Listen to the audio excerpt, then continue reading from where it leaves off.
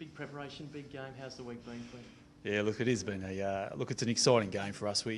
Obviously with our recent history, we haven't had a great opportunity to play in these big games, and for us, it is a finals-like environment and a finals-like atmosphere. So, our guys are fully charged, and hopefully they're ready to go. We've had a good week on the training track. We'll have another good session today, and we were disappointed last week, and we look to rectify the result this week.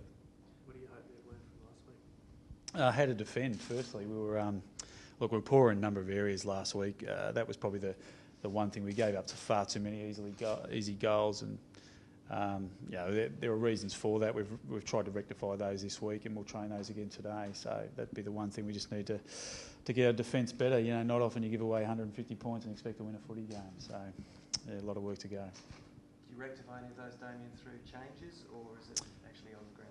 Oh, listen, the funny thing about defence, it's a mindset more so than anything else. The guys have got to have how quickly you flick between offence and defence is generally how good you become as a side. So our guys, whilst inexperienced, it's just a mindset thing for our guys. So we just need to, work through that and get better.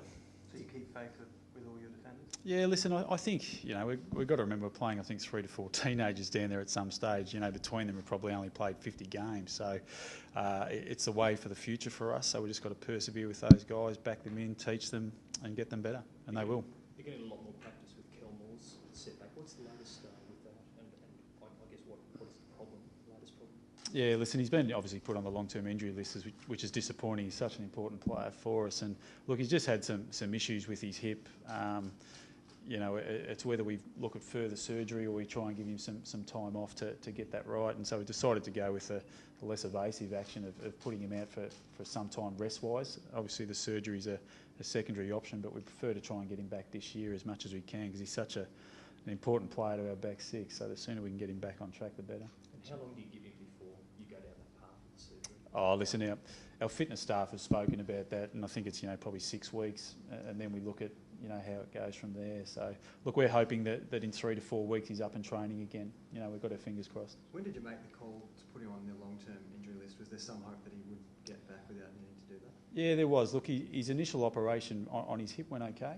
Then he had some complications thereafter, and look, the scan didn't come back as good as what we'd like. So we gave him an opportunity like we spoke about. So we made the decision earlier this week to put him on. Do you know who you might upgrade from the rookie list? No, not at this stage. It's left the door open. Like, we've got a number of players that are going okay. No one's setting the world on fire at this stage. So we'll just, the bait's there for whoever wants to grab it. There seems to be most clubs have reasonably long injury lists. Have you noticed injuries have been more of a factor this season than last? Oh, it is a good question.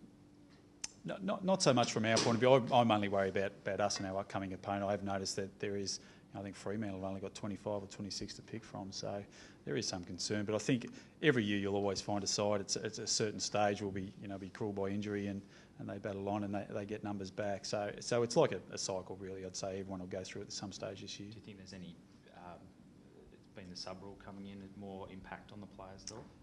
I don't think so. I actually think the games have generally opened up. I think the AFL will be reasonably happy with the way that rule has opened up games. The defensive formations, as you would see, I think most quarters are, the scores are pretty high. So I think it's had the desired effect the AFL's after, and I think the standard of footy's pretty good this year. When you look at this weekend, do you talk up the occasion to the players, or do you try to keep them focused on the task at hand, winning the game? Look, it's a little bit of both. Obviously, the task at hand. Most guys are process driven, and we, we're very similar. But obviously, it's a great exhibition match for us. The indigenous players within the AFL are so exciting to watch, and we're very honoured to be playing on this night. And I think this is the first time in the history of our club that we've actually changed the sash of our Guernsey, and so it shows how seriously we do take it and how much honoured, how honoured we are to have the ability to play this game, which is fantastic for us. Have you heard the comments from State MP Bernie Finn, who's criticised the jumper? Bernie Finn, no, I haven't. He's a Richmond fan. He's described it as graffiti and that it goes against the sacred element of the yellow sash. Oh, Bernie, please. It's a great honour as far as we're concerned.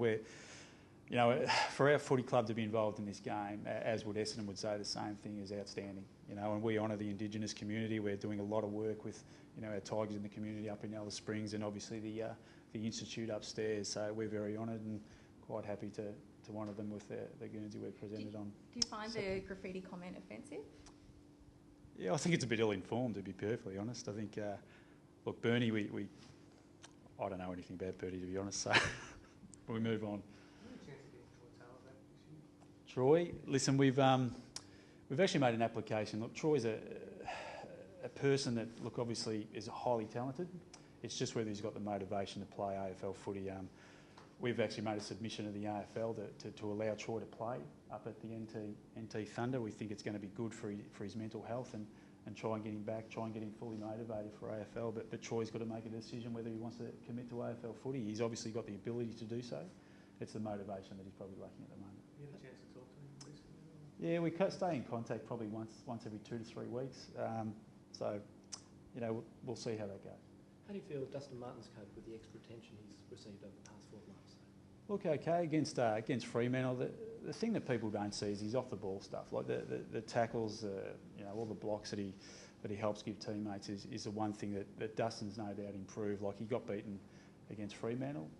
The game on the weekend, he started slowly, but he ended up finishing with 25-5 and kicked a couple of goals. So, look, he's a second-year player. We forget that he is so young. The way he plays belies that. But he's a player that's learning how to deal with it, and he'll only get better over the course of time. With Noel Hocking and Watson, do you see this as an opportunity to get hold of them in the midfield? Look, possibly. The thing is, Prisma will probably come back in, you know, whether McVeigh plays in the midfield. The thing about Essendon is they're playing a real team-orientated brand of footy, which is, look, a credit to James and his coaching staff. And, look, we're still going to have our hands full, there's no doubt about that. But our midfield, whilst is going okay, is probably not playing to the standard we'd like. So it's going to be a real test for our guys to see if we can get on top. So have you sort of put the heat on them this week to lift and to set the tone? Yeah, there's no doubt we put the heat on them. You know, most weeks to our players. You know, we're trying to obviously force our way upwards on the ladder, and our midfield has been okay without being outstanding. You know, clearance-wise, I think we've only won twice this year, which is unlike us. So we've had to change a few things around, and hopefully we get the desired result on Saturday night. Bombers are a very high-scoring team, and given what happened last week, you're expecting high-scoring content?